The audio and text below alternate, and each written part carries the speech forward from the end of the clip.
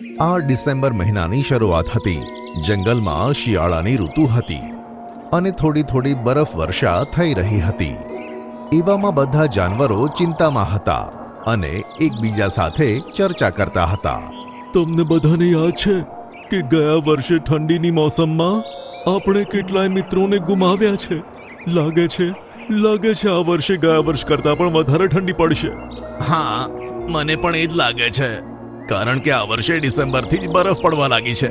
તો વિચારો જાન્યુઆરીમાં શું થશે.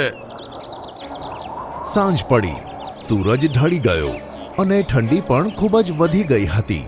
બધા જાનવરો પોતપોતાના ઘરમાં જતા રહ્યા. ટીનું, ચકલી, મેના અને બુલબુલે જેવું ઉડવાનું શરૂ કર્યું, ઠંડો પવન તેમના શરીરને અકળાવવા લાગ્યો હતો. મારાથી તો ઉડાશે પણ નહીં ઉડી શકું હું. ટીનું, ચકલી ધીરેથી જમીન પર આવી ગઈ. તેની સાથે બુલબુલ અને મેના પણ ઉતરી ગયા.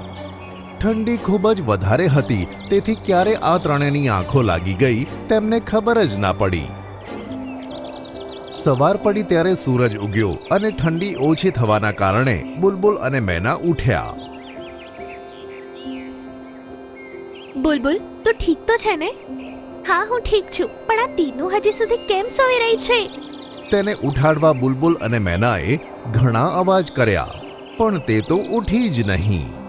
અરે, આના તો શ્વાસ પણ નથી ચાલી રહ્યા. શરીર ઠંડુ પડ્યું છે. ટીનું આ દુનિયામાં નથી રહી. આમ કહી મેના અને બુલબુલ રડવા લાગ્યા અને ધીરે ધીરે બધા જાનવર તેમની પાસે ભેગા થયા. બપોરના સમયે થોડો તડકો નીકળ્યો તો જાનવરોની તકલીફ થોડી ઓછી થઈ.